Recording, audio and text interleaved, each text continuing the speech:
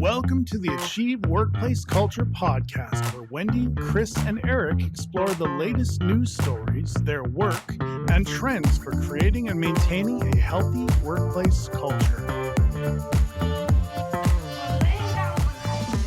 All right, well, welcome to episode 41 of the Achieve Workplace Culture podcast, where we make the case that if you're not paying attention to workplace culture as part of your strategy, you're missing out on opportunities. Work is valuable, and we believe everyone deserves to like where they work.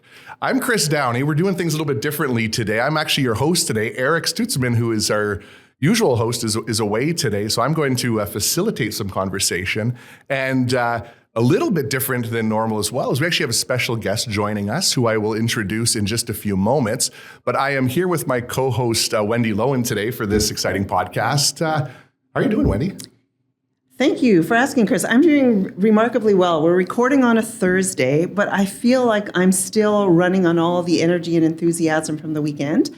I'm very proud to say I had a birthday on the weekend, and I turned 57, and I spent a lot of time with family and friends. I had told my husband I wanted a quiet weekend. It's our busy season at work, and I just wanted some downtime. But family were texting and friends were texting, and I realized that, just shutting down and refreshing isn't always about not doing things. Sometimes it's about doing different things. And being with friends and feeling that energy was so good. Awesome. So I came into the week feeling great, and it's taken me through. What about you, Chris? So happy birthday. Thank for you. One. And that is interesting to hear you say that, because you have been a force of energy this week. In the interactions we've had. So you did clearly come into the week pretty engaged, and that continues on Thursday morning. So that's great.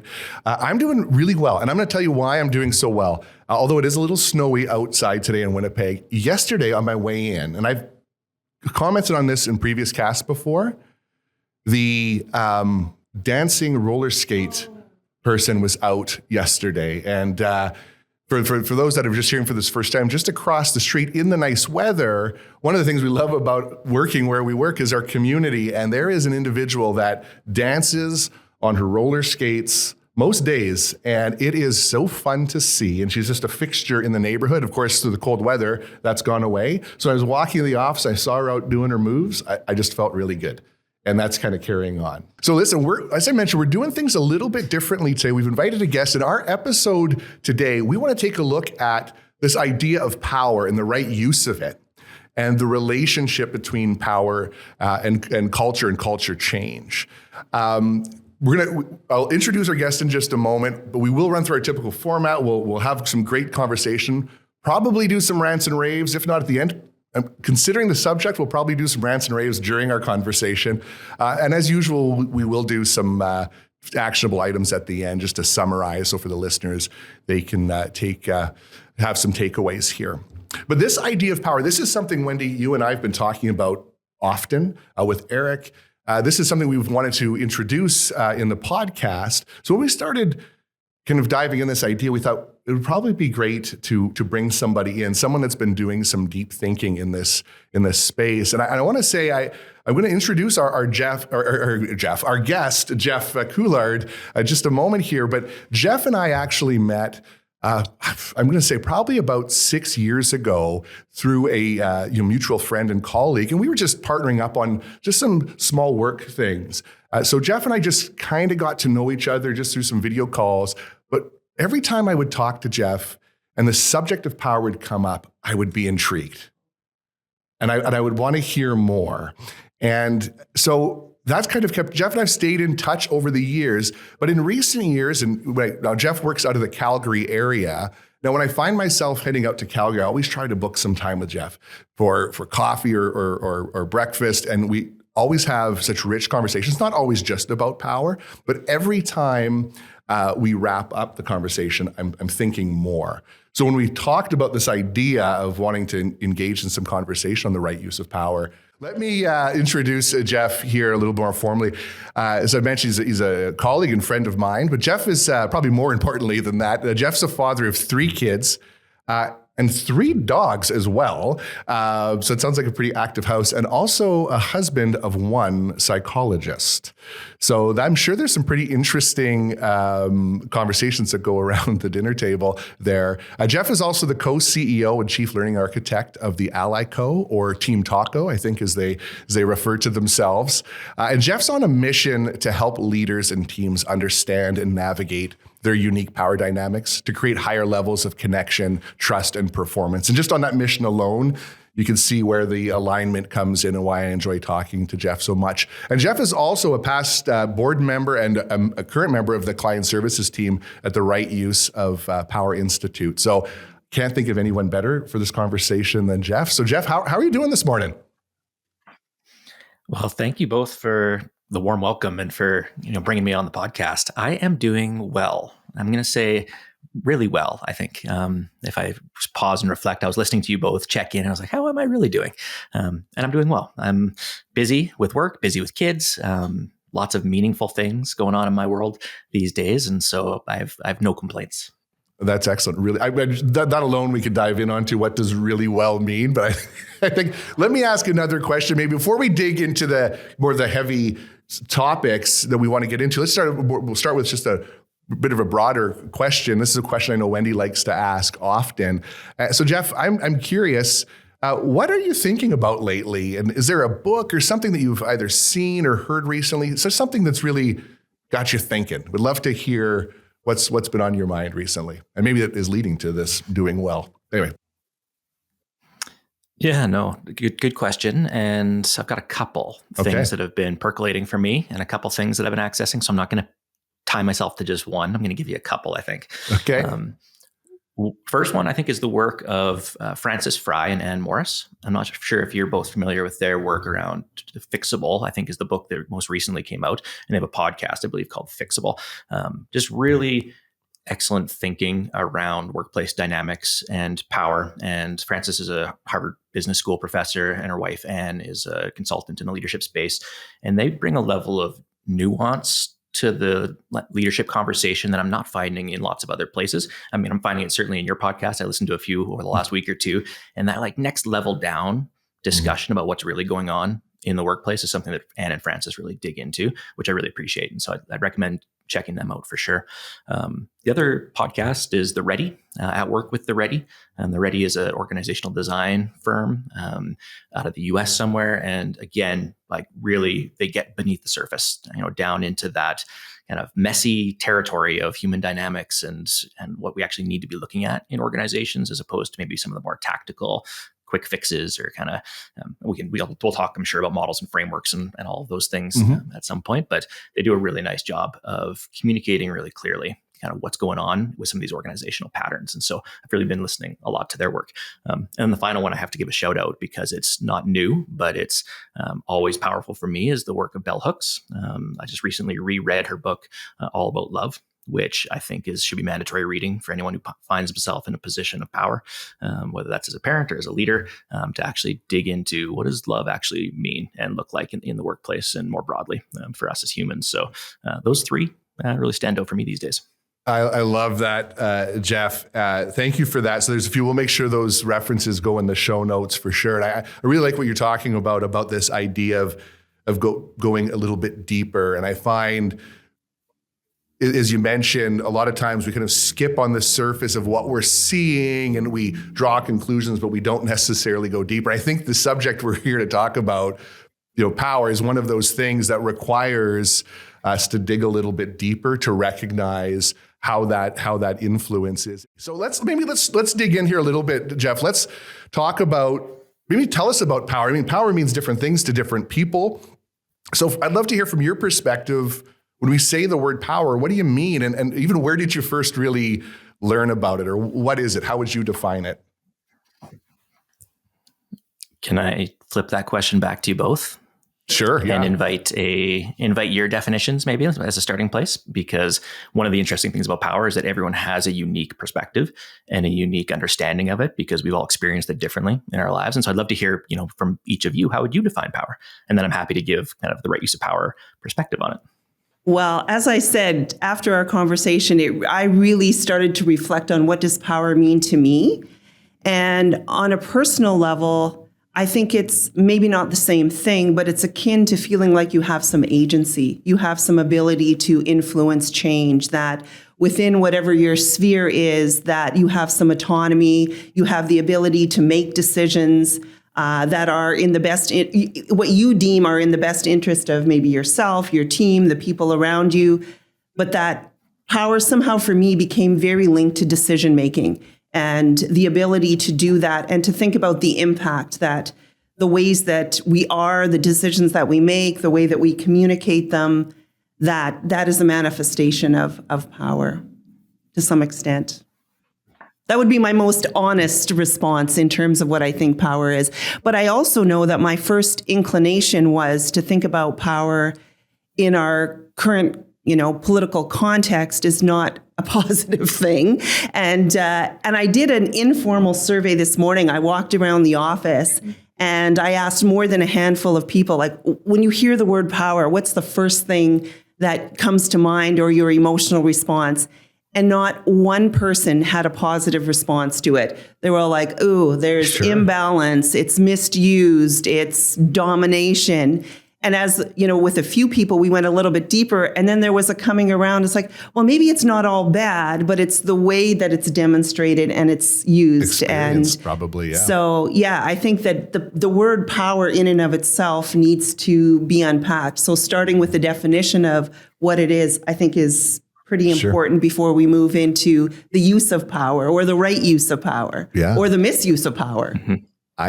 It's great, Wendy. It would have been fun to go on that office tour to hear those insights. So just to answer the question, Jeff, from my perspective, when I think about power, I think about, I guess influence is probably the word that comes to mind. When I say the ability to influence a situation or to influence behavior, even just influence is the word that I think about often. And I know we'll get into this deeper, and it's one of the things that I honestly didn't spend a lot of time thinking about how that influence shows up until I really started to dig into leadership and culture, and even thinking about my own influence as a male in situations, as a white male for that matter. For one, a male that's 6'8", right? And the power that can come from that in situations. It wasn't until a number of years where I actually started to realize. I think I've always thought of power as being influence, as I described, but I never, up until I'd say probably over the last decade or so, and Jeff, particularly since you and I have met, I've never really thought about what that means and how it shows up, and it's everywhere. So. Probably longer answers than you're expecting, but that's our thoughts. You go. No, that's great. And that reflects the nuance of power. Yeah. It's something that I think we struggle with when we view it as a binary, all power, no power, or it's this or it's that, but it's much more nuanced than that. And we'll get into that today, I'm sure. To answer the first question, what is the definition of power, at least from the right use of power perspective, it's the ability to affect change.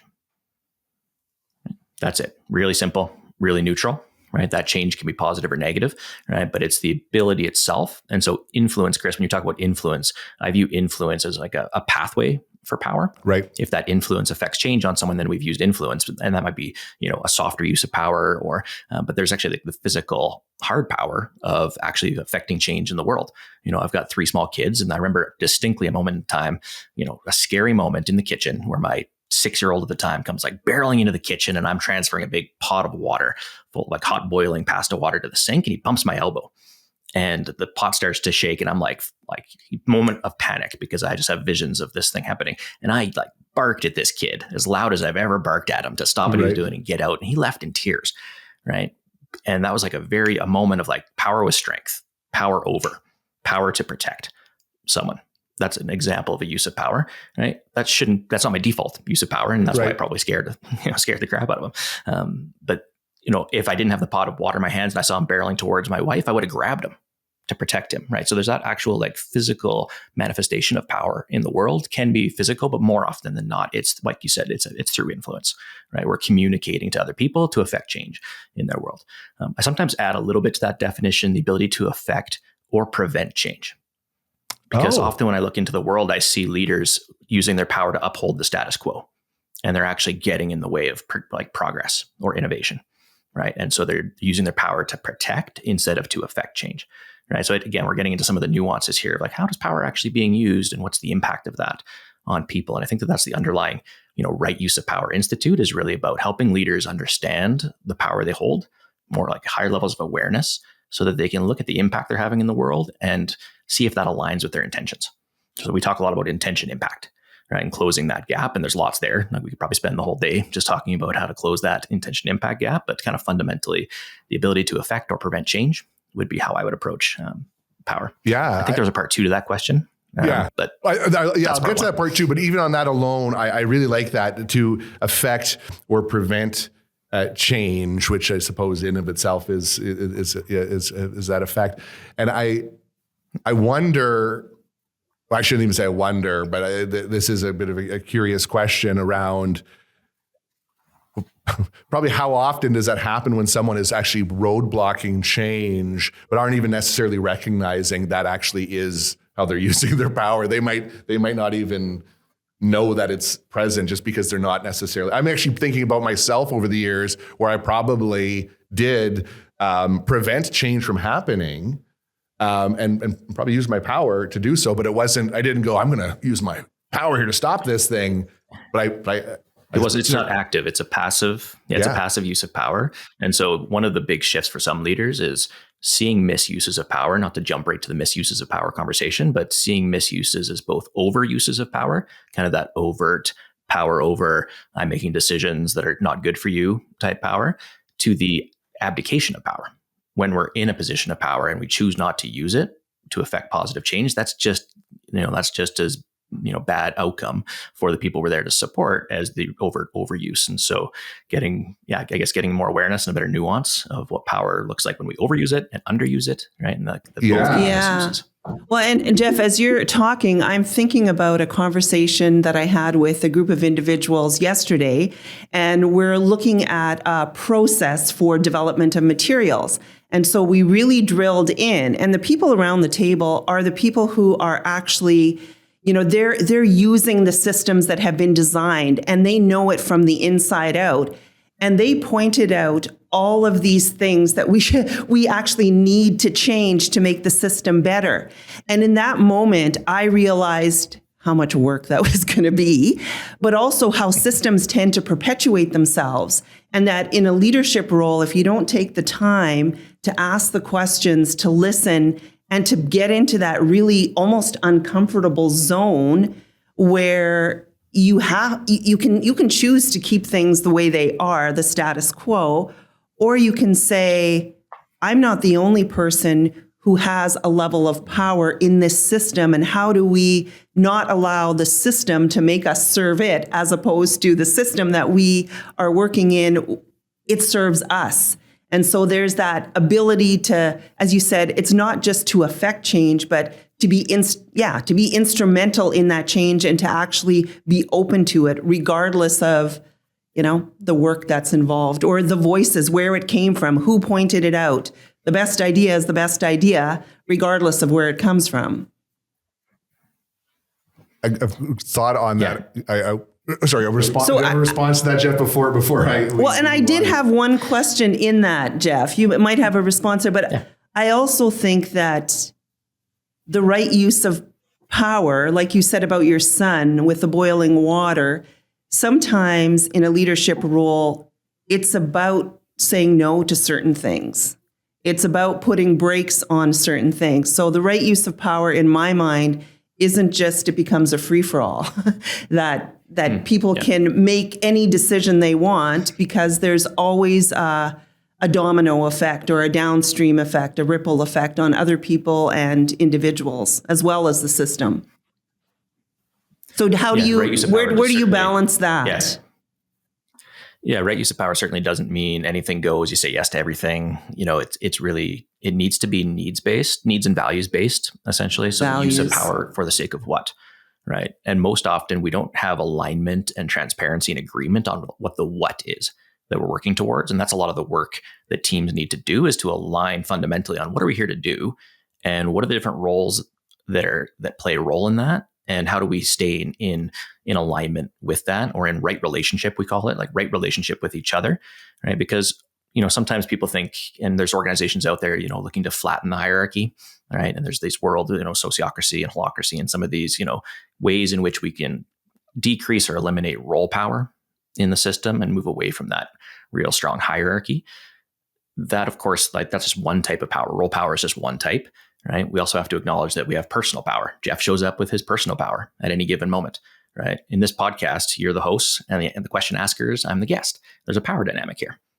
You get to ask me questions, but it doesn't mean I'm powerless. I can choose to answer them. I can choose to flip them back to you. It's a negotiation of power to hopefully get to the outcome that we're after, which is a rich conversation for the listener with some actionable takeaways around understanding power. Right? That same level of thoughtfulness and intention often is missing in organizations. And I think that's probably the first thing to do for leaders, is to actually look at the power dynamic and not wish it away or not try and ignore it, but just say, like, why does this thing exist? It exists to serve this function for each other, right? As a person in an up power role or a person in a down power role, there's benefit, there's gain here to have this relationship the way it is. My wife was a teacher before she was a psychologist, and like very clearly, you don't want teachers abdicating their up power, or otherwise students don't learn.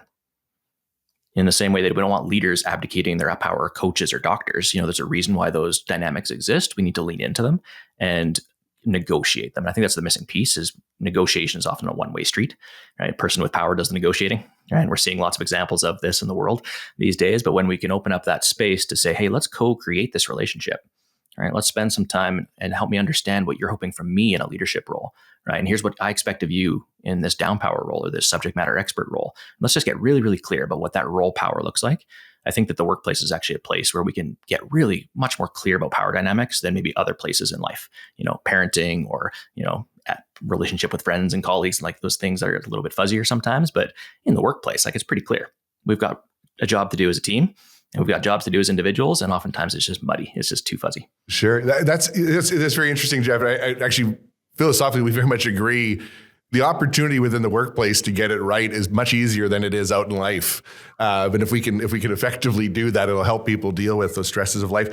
One of the things what I was hearing here was power is present. I think that's what I'm hearing from you in every interaction. And when we're not acknowledging that, we're potentially at risk of it being unintentionally misused. But let's go back a little bit. Yeah, I was going to say the same thing. Can we go back to the question around the different areas of power? We missed that. Yeah. We kind of got derailed there. We kind of jumped in because this conversation's going as I expected it would, going deep here. But so my takeaway here is power is present. I am curious from your perspective, Jeff, this is the part 2 of that first question. Where did you kind of first learn about it in the way that you're speaking to it today, in a way that it made sense to you, and maybe walk us through what it was that made sense to you, and we can go from there. Sure. I'll try and give the succinct version of the origin story around my involvement with the right use of power. But it probably goes back to about 2009, maybe 2010, somewhere in that era. I'd been a youth worker at an addictions treatment program, and I had fairly quickly moved into a supervisory role. So I found myself supervising about 25 youth workers and psychologists and social workers at a wilderness-based residential treatment program. So youth would come and live with us for 3 months on site, and we do a wide range of activities with them, from wilderness trips to psychotherapy groups to counseling to school. And as you might imagine, if you're familiar with that space, and I think your listeners will probably be familiar, at least some of them, with that space of the helping professions, right? It's basically navigating power struggles, right? We're navigating power struggles with teenagers who may not want to actually be there too much. There might be some pressure in the system that got them there. And we're pushing them pretty hard to open up and, explore what's going on in their life. So we're navigating the power struggles with clients in treatment, and watching them navigate power struggles with their parents or their probation officers or the other authority figures or people with power in their lives. And we didn't have a language to understand power dynamics. And so what happens when you don't have a language to understand power dynamics and how people in a position of power are complicit in creating the conditions, right? What you end up doing is you end up blaming clients for their own treatment failures. And I'll use that word loosely, right? So we're watching kids come into camp and then 6 weeks later or 2 weeks later kind of blow out of camp, right? Behaviorally, and we would use language like, well, they're not treatment ready, right? They're not motivated. They're still ambivalent. They're pre-contemplative, lots of ways to describe the behaviors that we're seeing that had nothing to do with us. Like, God forbid that we had couldn't created a possibly container be that us. wasn't actually that helpful or that meaningful. And so we were struggling as a staff team, to be honest. And we were leaning on the psychology profession, and they were saying, well, just do CBT. And here's the big manual of treatment groups that you can just run them through. It's like, I don't think that's the thing. Like, if it was just an education problem, like drugs are bad, like, yeah, great, but that's not the actual root problem here. And then we accidentally, we hired a therapist from another program to come in and do a 2-hour training at a staff meeting, and she'd been exposed to the right use of power. And so she started to engage us in a conversation about power, the definition of it, the 5 different types of power, the up and down power dynamic, and how that shows up in treatment.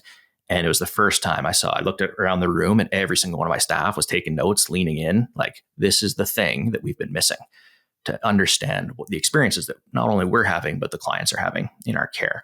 And I can point to that as a turning point for us as a treatment program around how we approached addictions treatment, and our role in it.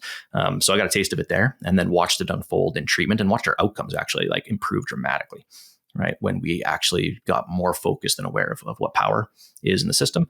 And of course, got hooked on right use of power. So went down to Boulder a couple years in a row to do some training. And then, as happens, you get sucked into being a board member. So I've been on a journey with Right Use of Power Institute since about 2010, probably. Oh, I love it. What a great, and I know I've had a chance to speak with you, Jeff, about that journey, which is amazing. And I love those pivotal moments. I think everyone has had them in different ways, where all of a sudden there's words to something you've known, but you couldn't really explain. And I imagine how enlightening that must have been, and probably even a little bit terrifying when you look back at perhaps how you had operated in a bit previously based off what we had been taught. But one of the things you mentioned in there was the 5 different types of power. I think this is where you were going, Wendy. Can you tell us about the 5 different types of power? Because you mentioned role earlier, and we talked a bit about that, but there's obviously other places that power is manifested. Yeah, and why don't we start at the core, at the center, which is actually personal power, right? And so the first type of power is this idea of personal power, and it's power that we have as individuals. It's our birthright. It's a thing that we're born with, right? An infant has personal power already, but if you watch a kid grow, you watch them grow in their power or their ability to affect change for themselves in the world, right? I've got an 8-year-old and a 13-year-old. I've got a 10-year-old in the middle there. 13-year-old has more personal power than the 8-year-old because he's had more life experience. He's had more chances to use his power and learn from it and grow his skills, right? Personal power is portable. That's probably one of the things that differentiates it from other types of powers. It's very portable, right? Jeff takes his personal power to the podcast with you both, and I'm going to take that personal power into my parenting, right? It should grow through time as we experience life and learn lessons and accumulate skills, but it's also quite variable. So I don't know about you. So Wendy, sounds like you've had a high level of personal power this week, but my guess is that not every week is high levels of personal power. My guess is that there's times where it's like ebbs and flows. Yes. I don't want to do the thing, right? My personal power is at its lowest on a Friday night after a long week of work, right? And probably not surprisingly, I'm also my worst parent and probably my worst husband on a Friday night after a long week, when all I really want to do is put my feet up and pour maybe a glass of scotch and watch some Netflix, right? I don't want to go to the gym. I don't want to put a kid to bed if they're not wanting to go to bed. Like, I just don't have the energy or the power in that moment. And so personal power fluctuates for sure, and is directly tied to our wellness and our stress and all of those other things that we could talk about, right? But fundamentally, it's Jeff's personal power, right? And I can access it if I have it, right? The next type of power is role power, which we alluded to earlier, and that's the power that exists in the power dynamic. And so role power actually requires a relationship, right? There is no podcast guest without a podcast host. There's no doctor without a patient. There's no teacher without a student. There's no leader without a team member. So we have to have that power dynamic, right? And role power is the power that's embedded within the role and the expectations we have of that role, right? And so a job description starts to give an indicator towards what power is associated with that role, right? Decision-making authority, all of those types of things. We can actually get pretty clear with most roles what that power actually is. But when we hang up from this call, I'm no longer podcast guest. I'm going to shift into a different role. So all of us wear lots of different roles, right? And we should be able to shift between them. And actually, sometimes we do some work in the emergency services field and other places where you notice a distinct blurring of the line between role power and personal power, right? And you might know people that they might be a police officer, a firefighter, a pilot, Pilots seem to be notoriously bad at this, right? They're the pilot in the cockpit and they're the pilot around the dinner table with their kids. Right. And they're unable to disentangle maybe some of that role power that starts to become identity based. And so that's some work that leaders have to do. And I know I've had to do in the past. My wife has told me more than once, like, please stop social working me, right? In this moment, even though I'm not a social worker, but that's the language that she'll use. Yes. Yeah. I've had those conversations myself at home. Anyway, carry on. Personal power, role power. Yeah, so we got personal power, role power, and Chris, you alluded to a type of power, which is status power, right? Which is the membership that we hold in a society that has power embedded within it. And so as a middle-aged, white, cisgendered, heterosexual male, right, with an advanced education, speaks English, I belong to lots of clubs that there's like unquestioned power within that. And so status power is at play at any given time.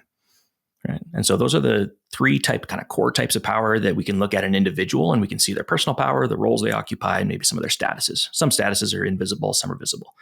Right. But then we start to look beyond that. We start to see this fourth type of power, which is this idea of collective power. Right. And so collective power is the power of membership, not in kind of that status or identity, but in actual like collectives of people. So politics is a great version of this, right? We see membership in a political party gives a certain amount of power. Right, but we see collective power in movements, in petitions, in lots of different places.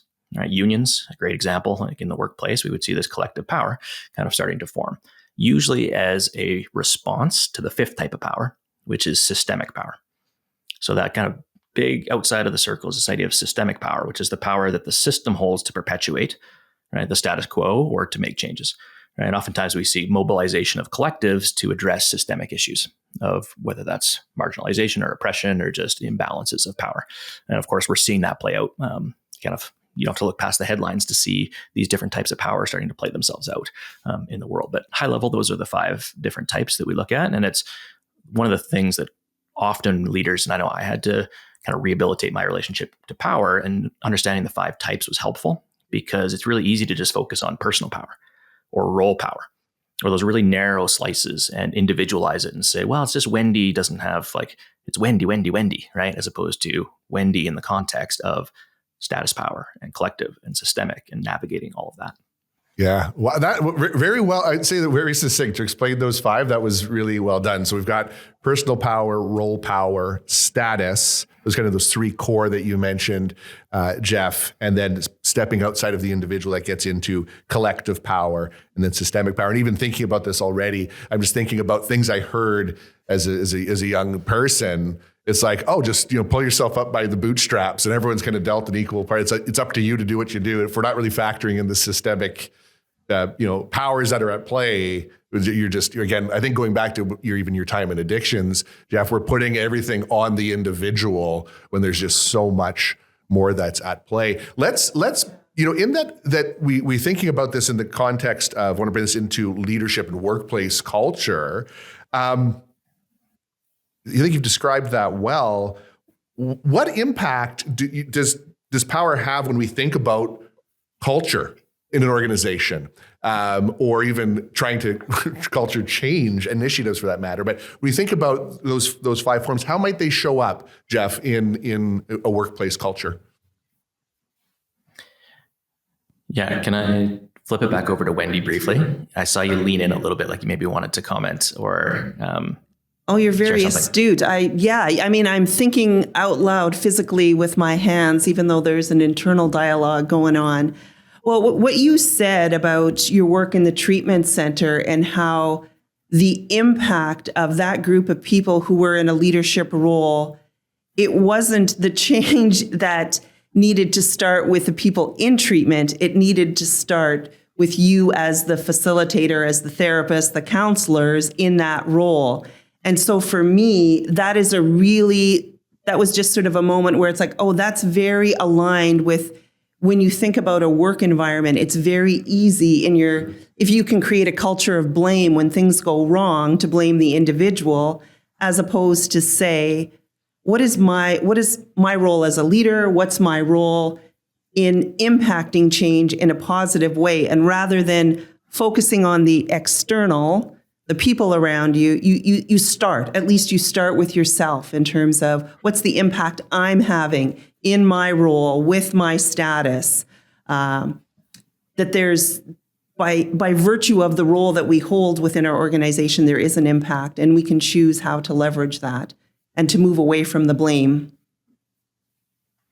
So I think that your experience and sharing that is very transferable to, I'm imagining, and to go back to Chris's question around, that was my thought, is that is very much in line. There's a truth embedded there from your experience that is transferable outside of that particular context. For sure. And one of the things that still stands out to me, probably 10 or 15 years after it happened, was some feedback I got from a supervisor of mine. So I was a young youth worker. It's probably 2007. I had just facilitated my first psychotherapy group with a group full of kids and gotten some really pinchy feedback. Like 5 minutes in, somebody stood up, told me exactly what they thought, and left the group. And I was, later that afternoon debriefing with my supervisor, April, and I was probably complaining again about this kid and how she wasn't treatment ready and like blah, blah, blah, blah, blah, right? Making excuses. And she looked me dead in the eyes and said, Jeff, it's not her job to be engaged. It's your job to be engaging. Oh, I love it. I love it. Oh, let's slow that down. Yes, that is very powerful, because how many people in our work environment, if someone felt at odds or didn't agree, would stand up and say, I don't like what you're doing. I don't agree. It's like a lot of people lie in bed at night thinking about work and how unhappy they are with their direct manager or leader, but they don't have the ability to stand up like the individual in your story did and walk away. And we hear a lot about psych safety in our work environment. And I think these pieces are all connected. Leadership, creating safety, allowing people to have voice and to shape whatever is going on within the organization. That's a powerful message. If you are still in contact with April, give her a thank you from us for that tidbit of wisdom, because it hits on so many levels. Jeff, but I think we might have even cut you off there. Carry on with the thought that you were saying. You were making you receive that feedback. No, this is good. So receive that feedback. And when we look at culture change, we look at impact in the workplace, whether it's a culture change initiative or performance or whatever it happens to be, we say that all roads lead to power, right? Eventually that impact, that symptom that we're seeing, whether it's culture change not sticking or performance not at the level we want it to be, we can pretty easily, like 1 or 2 or 3 steps back to power dynamics.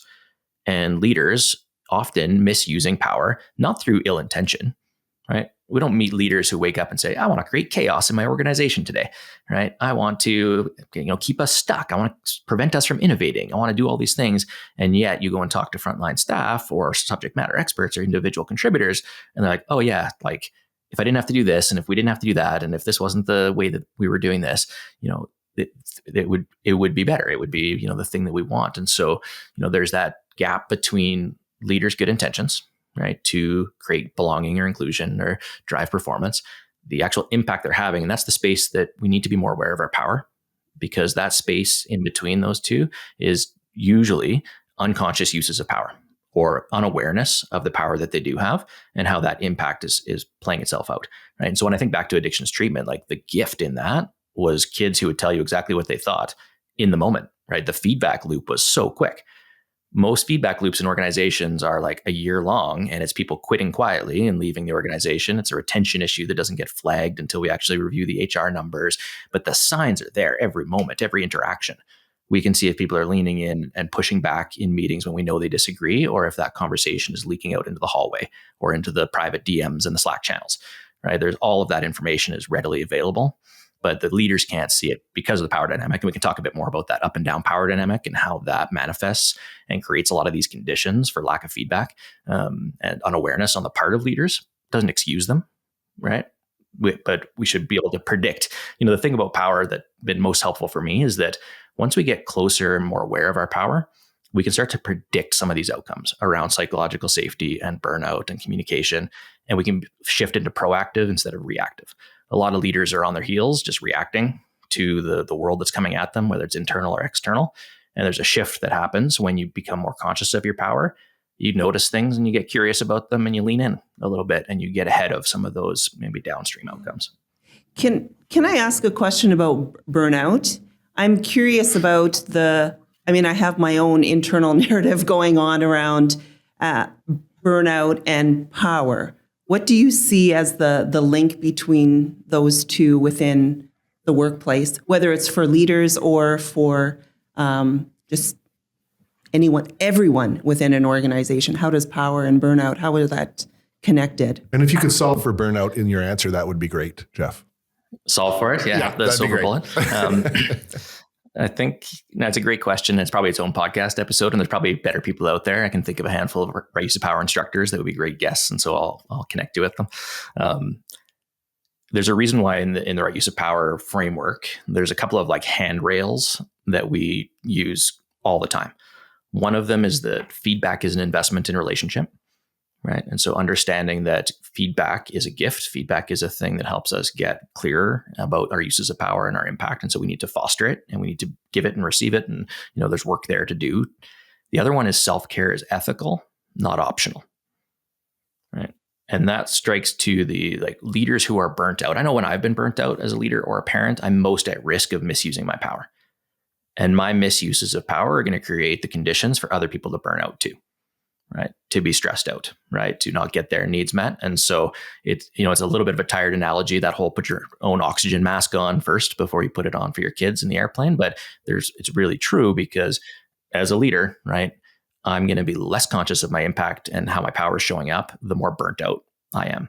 Right? And so self-care for leaders is a critical piece of the puzzle, because that's a lot of the, you trace it back to, well, I'm actually not doing that well as a leader, right? I'm not coping with all of this stress, and it's going to leak out in lots of unhelpful ways. Yeah, that's great question, Wendy. Thanks for asking that. I think you answered that really well, Jeff. That you mentioned before, all roads kind of lead to power. Something that I've often said and others said as well. All roads lead to leadership. I think there's there's a connection point here too, and we even think about burnout when we're seeing that in the workplace. All roads lead to leadership, and realize, and we've been talking about that a lot internally and externally as well, about that ethical responsibility that we have as leaders to pay attention to how we're doing, because if we don't, there's some significant impact to it. So one of the things, let's bring this in. A large portion of our listeners are leaders at a variety of levels, frontline right up to executives. You mentioned the idea of up and down power. I'd like to just talk a little bit about that, because I think that kind of spills over from what we're talking about. I agree with you. I'd love to solve for burnout today, but I agree, probably a bit of a deeper conversation. But I think you're right. Feedback. That feedback is out there. Something I heard from you, and that's, like I said, that story is going on with or without you. So you either tap into it, and then also recognizing that it's an ethical responsibility, self-care. I think that's a key takeaway. But tell us a little bit about up and down power, and maybe we can start to draw some connections there. Yeah, so it's called kind of the power differential. And so within the power differential, you'll get a power dynamic that forms. And so up power is really just like, and it's more obvious in organizations. You can look at an org chart, or you can see the titles, and it's like vice president, director. Okay, there's a relationship there. There's an up power and a down power. It's less obvious sometimes outside of organizations where role power isn't as clear, but it exists all the time. So I have a power differential with my wife. I have a power differential with my dogs. I have a power differential with my kids, right? And understanding kind of who's responsible for the ultimate outcome of that power dynamic. Who owns the responsibility for the impact? It's the person with up power. But again, it doesn't mean all power and no power. And I think that's a binary that people sometimes get themselves into. I know I've talked to maybe a frontline staff or somebody who's on the down power side, and they throw their hands up in the air and they say, I'm powerless, right? So I'm just at the whim of the system. It's like, well, that's probably not true, right? You probably have some level of personal power that you've been accessing in the workplace, and you can protect that, or you can get better at, leveraging that, right? You probably have some status power, or maybe you've got some opportunity to create some collective power. So it's not a zero-sum game. It's not all or nothing, right? Which is helpful. But there is a definite, so we talk about call it the 150% principle, which is, down power is responsible to bring 100% of their power, whatever they've got in that moment based on their personal power, their role power. Kind of the assumption is they're bringing 100%, but people in up power need to bring 150. And the math doesn't math. Don't worry about trying to equate that to something. I guarantee you someone's 50%. Listening and doing math, and it's just driving them nuts. Go on. Suddenly we're at 250%, Jeff. Like, I don't get it. How does that work? Right. But that is really that extra 50%. What we talk about is like, what is that extra 50%? And it's awareness of impact. It's creating the conditions and the container for the relationship. is taking more ownership over your own impact on the other person and making sure that you're not complicit in creating the conditions you say you don't want. Right. And so for a leader to look at it and see the disengaged staff team, like the extra 50% is like, well, wait a minute, I'm probably doing things that contribute to that. I need to address that first. I need to fix the container and maybe even co-create that container. That's usually the missing piece, is that we haven't co-created the container of the relationship. We're just imposing that container on people and then surprised when we get a like allergic reaction to that. But it's like you put Jeff in a container that he doesn't want to be in, and you're going to get my allergic reaction to that. Right. But then like, whose responsibility is it? And it's that up power person, whether that's formal in the workplace or, as a parent or whatever that looks like. My kid's not cleaning his bed or getting to bed on time or late for the bus. It's like, well, dad's probably dropping some balls when it comes to how I'm engaging with my son. Right. Jeff, I love that. There's so much in there to begin with. So the responsibility where there's power differential, like you said, it isn't binary, but where there is power differential, the person in the position of up power, it's really their responsibility, right, to kind of lead in this way. Now, maybe something that I want to think about is, you talk about being complicit, and I've been there myself. Actually, I was going to say I know other leaders. I'm just going to bring this in personally, where let's talk about self-awareness. Let's get practical here. Thinking about leaders, people that are in a leadership role, maybe even Chris today, but I'm thinking back to my earlier days as a leader. I wanted amazing things. You talked about the intention, the intent impact gap. My gap was massive. I wanted these amazing, beautiful things, and I would say all these things. I care first, I'm all that. My impact was something completely different. And most of it was out of my awareness. So what would be some strategies for, a leader at any level to do a bit of self-reflection, to increase their awareness, to realize that perhaps I need to address, maybe tend to that relationship in a different way, or kind of co-create that container? What would be some strategies someone can use to increase their self-awareness? Great question. Again, probably a podcast in and of itself. Strategies for gathering good feedback from the system. But I think that's probably, one of my gripes or complaints at the kind of leadership development industry more broadly is a hyper focus on self-awareness versus a focus on other awareness. Like, what is out there in the system that I'm not aware of? Because I can journal till I'm blue in the face and kind of have a narrative about how I'm showing up in the world and what I'm seeing. And I can do all of the self-assessments and get, I think I put a post out the other day about, I critique that, like, I'm a red, I'm a 7 on the Enneagram. We do a lot of these self-awareness things. And it's like, yeah, but what actually is your impact in the world? Like, what are other people saying about your leadership is much more important to me than what I happen to believe or think about that. Not to excuse that. And there's a ton of value in self-awareness, but I try and kind of drill down a little bit on, like, what do I need to be aware of? And as a leader, your motivation is hugely important, right? Like, what am I actually, like, what's motivating me? Am I coming at this from a place of fear or hope? Am I coming at this from some core values? And, like, awareness of what's driving us as a leader is hugely important, because it's reflected in how we show up, right? So that, and then awareness of our own power, right? So when I think about self-awareness, it's two things: it's power and motivation. If I have a really good grasp of what those are, and power shifts, it's different in different contexts. Again, it's that kind of negotiated. And so Jeff's power here is different than Jeff's power when I'm with clients, but I should be aware of the power that I hold in the spaces and places that I'm in and the relationships that I have, because then I can be more conscious of it, right? Like, really practical example of this that I saw play out over and over again at the treatment center, right, is someone who's unaware of their power sparking a reaction from someone in a down power position. And then again, going back to blaming that other person to being, it's like, actually, you own that. And just because you're not aware of that power doesn't, like, abdicate responsibility for it. Your job is to get more aware of your status power. If you're a big, Chris, if you're a 6'8" white guy coming into a space, what's the impact or potential impact of that on the people's experience of you? Not necessarily based on you, but based on the experiences they've had with other people in positions of power through their life, because any given moment is actually an intersection of my experiences with power going all the way back and yours, right? And we've got stories about that and narratives. And so the only thing I can really control in that is awareness of my own power, better understanding, and an understanding of what's driving me, what's motivating me in the first place.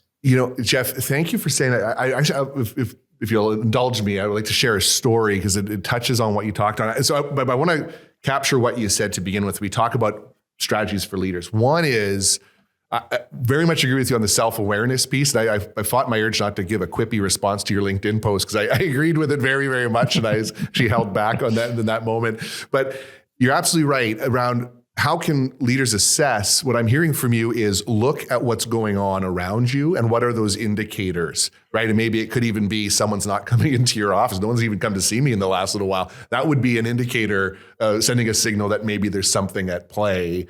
Go ahead, Jeff. You seem like you want to chime in there with what I'm going to say. Yeah, no, the other piece of which I just kind of ended with the self-awareness piece, but that like gathering awareness of the system, there's indicators all over the place and we just need to tune into them a little bit more. It's like, it's not waiting for that employee engagement survey in June of every year to get data or feedback. Feedback is happening in the moment in the boardroom. It's people not walking through your door, right? How often do we hear I have an open door policy? No one crosses the threshold. Walking through that door? Yeah. Nobody's walking through that door. I was like, well, that's a data point. Like, let's be curious about that. Why might that be? And so curiosity about the signals in relationship and in the workplace and digging into that, that's a way for leaders to start to gather some feedback, right? And then at the end of the day, I mean, it's a lot of the work I'm sure you and your team do, and it's a lot of work that we do, is sometimes it's easier to get a third party in to ask some pointed questions, to do some one-on-one interviews, to like actually get at the things because it's safer, right? It's a different dynamic. It's there's lots there, but I would say, tune into the signals and the curiosities that you might have and the frustrations, like leaders to lean into their own kind of frustrations with their team and get curious about like, what's the actual observable behavior and what might that mean? And what if I disconnect from my assumptions and stories that I have about that and be curious about the other person? So that's probably the biggest kind of jump there for a lot of leaders. That's great, Jeff. One of the things we've shirts made up of this, we talk about shifting judgment to curiosity being this fundamental piece. So when you see that information, that's all we know, be curious about. Now, I'll just share this story because I think it kind of ties, it's a real simple story, but it ties things up. And Jeff, a lot of this links back to some of the stuff I've learned from you. A handful of years ago now, it was in the middle of winter, so it was kind of early dark time, and Winnipeg gets dark fairly early, and I was in a dark parking lot, and I was walking into a store, and the parking was terrible, so I was like, a good distance away from the store or wherever I was going. I don't remember exactly where I was going, but it was a big parking lot, and it was dark. And I get out, and just as I got out, probably about 20 feet in front of me, a young woman got out as well, and we were walking in the same direction. And as I'm walking, now as we've talked about, I'm 6 foot. I make some big strides. So every step I'm taking is probably 2 to 1. So I'm actually gaining ground on this individual. And in a moment, I could tell they're picking up their pace and their body language is indicating they're perhaps uncomfortable. Now, what's going on the inside for me was, no, I'm a good guy. Don't be afraid of me, right? And what I wanted to do was kind of run up to her and say, hey, don't be afraid of me. Now, I can imagine how that went if I just did that. But I had this moment, Jeff, where I actually thought about power differential. And I stopped and went, wait a minute. Of course, in a dark parking lot, this 6'8" figure, male, is kind of making ground. That would be uncomfortable. And it's my response. It's not their fault for being uncomfortable in that situation. They've had experiences that probably led to them. It's on me to actually move with intention. So it's clear to address that. And I think when I think about what you talked about, as leaders, the self-awareness starts with recognizing our power. Maybe it's role power, maybe it's status power in a situation. That's the self-awareness piece. And then paying attention to those data points that are actually there. Because I think if I had not been paying attention, something very different could have happened. And it would have created this whole gross experience that just didn't have to happen. So does that kind of line up with what you're saying? It's a little bit of both, recognizing your power differential and then reading the science. Yeah. And I think a lot of leaders are either unaware or don't like the existence of the power dynamic, right? And I've worked with leaders that try and neutralize power and try and be, the buddy boss or the friend, right? And it's like blurring a line that should actually be there. Like you should be there to hold people accountable and make decisions and all of those things. And so I've seen, again, it's that kind of overuse of power, underuse of power. Whose job is it to be aware of that? It has to be the leaders, right? The leader has to take ownership of that. Otherwise, we put the burden and the blame on people without power to help us use our power better. Like it's a vicious kind of circle. Yeah, that's Wendy, you look like you're deep in thought here. No, I'm just really enjoying the conversation and hearing you speak, Jeff. And my one of the takeaways, I think, for myself and also for listeners is the idea of the data points that we talked about. It's like looking around, paying attention. What do you see? What is the impact? Rather than, some esoteric idea of what our impact or what our power is. We need to actually look at what it is. I mean, I thought of an example with a client we worked with. It was a respectful workplace training. It was a long boardroom table like the one Chris and I are sitting in front of. And the two places at the end of the table were left vacant as the whole room filled up. And I had no idea who was going to be in that particular training. But nobody sat there. And I just commented, why is nobody sitting in the chair? And they let me know that, the CEO and their assistant are going to be joining for the full day of training. And we of course, have to leave that seat for them. Well, that is a pretty strong data point in terms of why they need some support and some help. And then the first activity that we were moving into, there was more than a handful of people who, before the groups were made, tapped me silently, please don't put me in a group with the CEO. That's another data point. Who's speaking, when they're speaking, where they're sitting, how they contribute. There's lots of information that we often just don't take the time to pay attention to. So true. Or we misinterpret it, or we jump to assumptions about it, what it means. It's not that we maybe miss it, but we just misinterpret it, right? Or we don't have the conversation. We're not curious to be like, what's the meaning of that for you? We make meaning of it, and then it's like, people are disengaged, and then we take action to try and engage people. Yeah, and they're like, that's not the thing. Like the problem here isn't my engagement; it's your demanding you sit at the head of the boardroom table, right? Yeah, ask that question, right? Like, what do I know about this? I don't know anything about it. Let's figure that one out. It's interesting, Jeff. One of the things I'm going to bring this together for us here, but going back to something you said much earlier on in the cast, your power is present. One of the things, Wendy, you talked about surveying staff and asking what does power mean to you. One of the things I've often heard from people, and I know it comes from a good place, when I talk about power. Well, I don't believe in power. So I'll hear it. I'll hear that from leaders. No, I don't believe in power. And it's not my thing. To me, what I'm hearing, and maybe this is a question for you, Jeff, just to share with our listeners, what are some risks that leaders, not acknowledging that power to me is at risk, is well-intentioned and as well-meaning as you might be, not acknowledging it to me sounds like a real... That almost sounds more dangerous than the person that knows it and is using it. Someone just kind of denying its presence. What risks do you see existing with that kind of ignoring the power piece? Yeah, I mean, I think it's ignoring it or being unaware of it are probably kind of the same thing. Although ignoring it feels a little bit more active. And then like being unaware of your power is kind of a passive thing. And lots of people with power can just breeze through life without ever being aware of it. Right? We talk about privilege, and privilege isn't necessarily that it's just that things are easier for you, right? It's you don't have some of these barriers in place. And so we can use power to kind of skate through life and be pretty unaware of it. So that's one aspect of the conversation is just general, like, I don't know it exists or I don't see it. Then there's that willful trying to will it away. Right. And that is dangerous because it invites misuses of power, right? It invites really ambiguous expectations and assumptions in relationship. And when expectations get pretty ambiguous, it's really easy to miss those expectations, right? Because they haven't been clearly articulated. And if you try and believe that power doesn't exist and it still does, right? I don't have a relationship, I want to say with another human, but with another living being. Like I've got 3 dogs. And like I said, there's power dynamics between them all the time. There's power dynamics with me and the kids. And like it just exists. And it's not good or bad. And I think that some leaders want to wish it away because they have that negative bias towards power. And I know I had to rehabilitate my relationship with power when I first was introduced to it. I'm Wendy, not unlike lots of people that you talked to this morning. I had a negative association with power. Right? Because I was working with kids who had been on the receiving end of misuses and abuses of power their whole life. Right? So how could power be a good thing if it gets so readily misused and abused? And so I'm sure there's lots of instances where I can think back to Jeff not stepping into his power because he had a negative bias towards it. Right? But me not stepping into my power and not using it positively is just as damaging potentially as overusing it. So that kind of getting people to neutral on power is probably the thing, right? For a lot of people is to get to a place, if it's not good or bad, it just is, right? And how it's experienced and how I understand it and show up with it makes all the difference, right?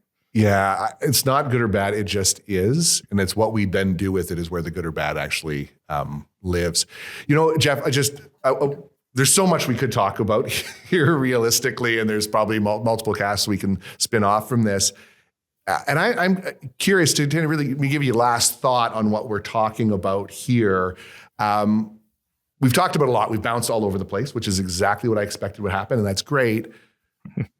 When you think about our listeners, Jeff, what's one thing you would want our listeners to remember or do when it comes to power and culture? Like of all that we've talked about, if there was kind of one really key takeaway, what's something you would really want to make sure that they take away from this? Well, that's a great question. Well, I think, there's a reason why April's feedback has stuck with me for probably 20 years. It's not their job to be engaged. It's your job to be engaging. I think that's leaders owning the power and responsibility they have to create the container, which is like culture is the container in a lot of organizations. Like it's directly impacted by how leaders show up and how leaders model and what leaders tolerate and all of those things. And so I would say like taking that extra 50% responsibility that exists in relationship and getting really curious about like, what does that actually mean for me as a leader? Like how does that responsibility show up and how am I with my own power? Just opening up that conversation. I know Wendy, our short chat last week had you reflecting on power and doing some journaling. That has to be a first step for all of us is to get acquainted with our own understanding of power. There's an exercise I often do with people in workshops. It's a power timeline where we look at either a whole lifespan or a piece of a sliver of your life and identify the moments where you experienced right uses of power, leaders who showed up and used their power in a way that made a positive impact for you.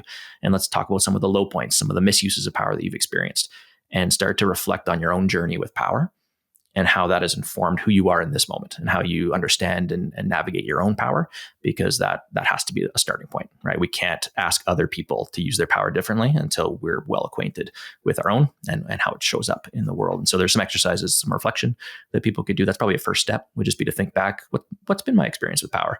And do I lean into it or do I lean away from it? That's a great jumping off point. And then I would love to put a plug in for the Right Use of Power Institute. Has some great training. The basics training they offer every month. It's like 4 hours of core concepts and some tools for self-reflection, relatively pretty affordable, online, virtual from anywhere. And then from there, you can take core training and a variety of other options. But that basics training, I think, is something that just what everybody would benefit from for sure.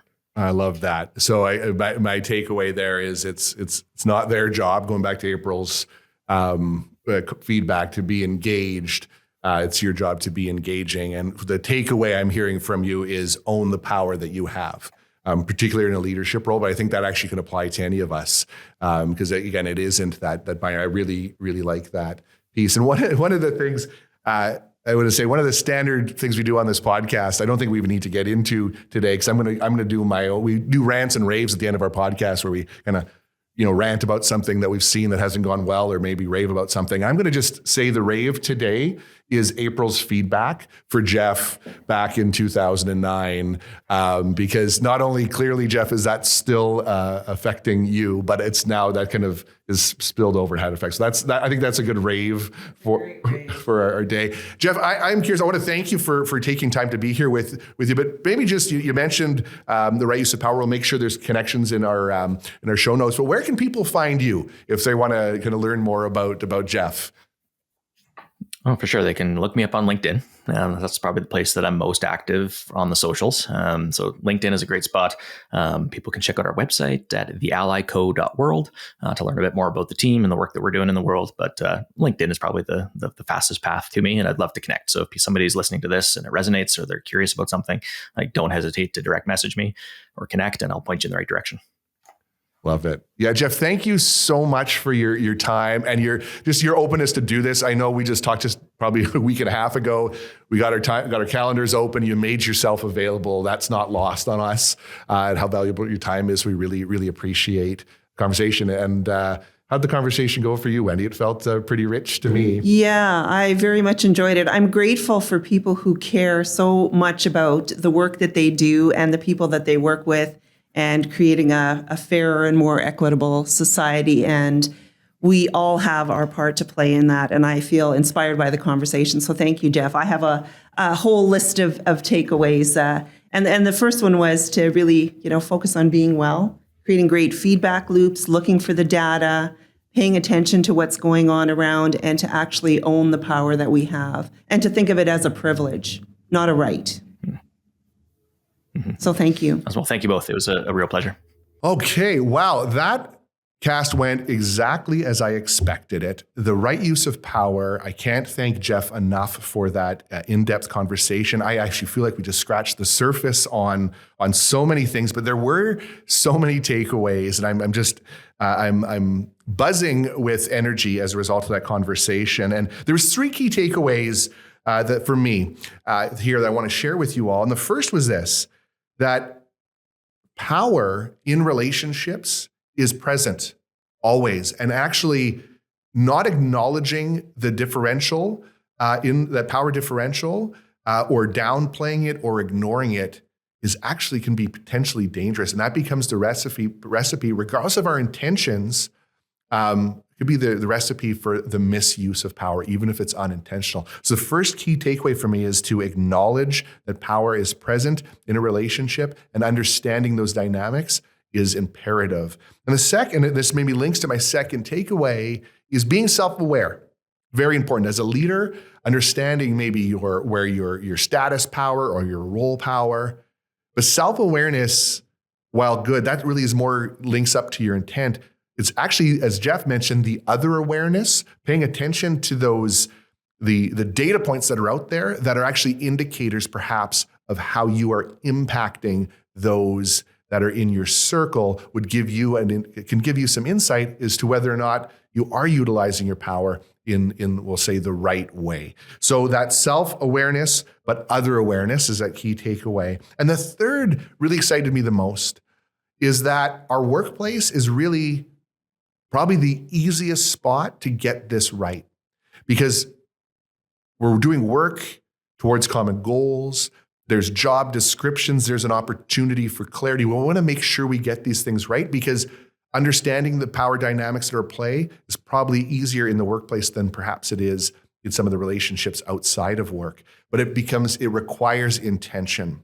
So power is present. Pay attention to it. Be self-aware, but also other aware. And let's make sure we get our workplaces right. Listen, folks, this is exactly what we're all about at the Achieve Center for Leadership. So if you want any support in assessing where things are at with your organization, please reach out to us. Reach out to us on our website, theachievecenter.com.